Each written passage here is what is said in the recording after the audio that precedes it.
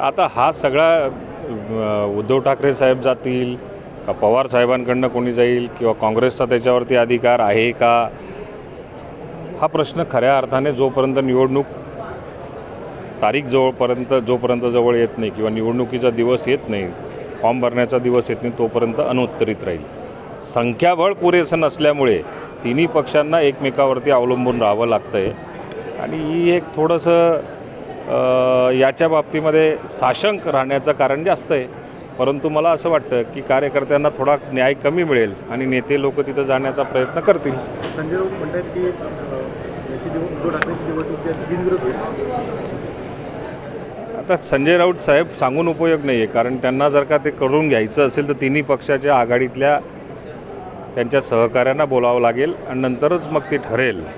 पण ते संजय राऊत सांगतील आणि मग बिनविरोध होईल असं काही होणार नाही.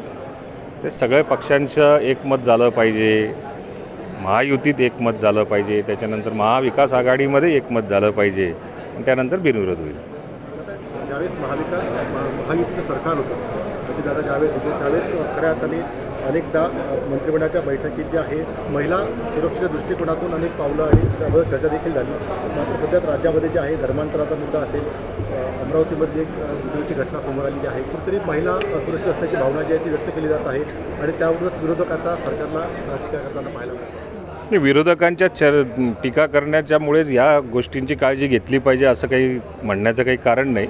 पण राज्यामध्ये सातत्याने वेगवेगळ्याच्या बंधुगिरीच्या माध्यमातून, वेगवेगळ्या कंपन्यांच्या माध्यमातून जे महिलांना अटकवण्याचा प्रयत्न केला, धर्म परिवर्तन करण्याचा जो प्रयत्न केला जातो किंवा कुठेतरी वेगळे प्रकार आपल्याला सातत्याने जे ऐकायला मिळत आहेत, महिलांच्या सुरक्षतेच्या बाबतीमध्ये मला असं वाटतं की राज्य सरकार योग्य दिशेने काम करतं आहे आणि त्याच्यामध्ये ज्या ज्या ठिकाणी अशा प्रकारची तक्रार येत असेल, ज्या ज्या ठिकाणी अशा प्रकारची माहिती मिळत असेल, सरकार मात्र त्या बाबतीमध्ये कुठेही मागे पडताना आता दिसत नाही आहे. बारामतीमध्ये रोहित पवारांनी करता सुनेत्रा प्रचार सुरू केलेला आहे. असं म्हणणं आहे की जरी मला त्यांनी त्याबाबत काही म्हटलं तरी मी त्यांचा प्रचार करेल, परंतु आता रोहित पवार जे आहेत ते सुनेत्रा पवारांच्या मागे उभं राहायला पाहायला मिळतं. खरं त्यांचं आम्ही मनापासून कौतुक केलं पाहिजे की ते खरोखर उभे राहिले आणि सुनेत्रा वहिनींचा त्या ठिकाणी प्रचार करतानाही दिसत आहेत. त्यांचं अभिनंदन करावं तेवढं कमी आहे. कुठेतरी दोघं राष्ट्रवादी एकत्र येण्याचे संकेत वाटतात. माझ्यामध्ये रोहित पवारांनीच याच्या बाबतीमध्ये खुलासा केला की इथून पुढे आमची दोन्ही राष्ट्रवादीचं विलिनीकरणाचा फार काही संबंध राहणार नाही.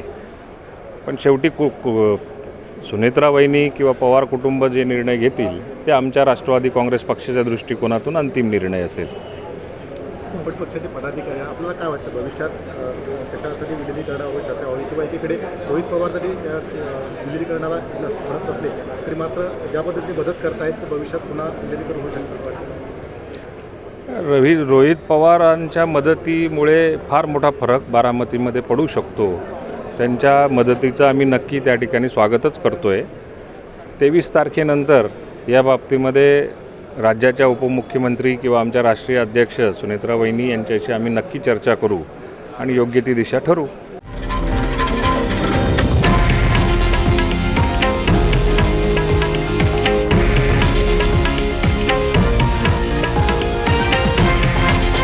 हे आहे देशातील नंबर 1 न्यूज नेटवर्क आणि आपण पाहत आहात TV9 मराठी, एकमेव.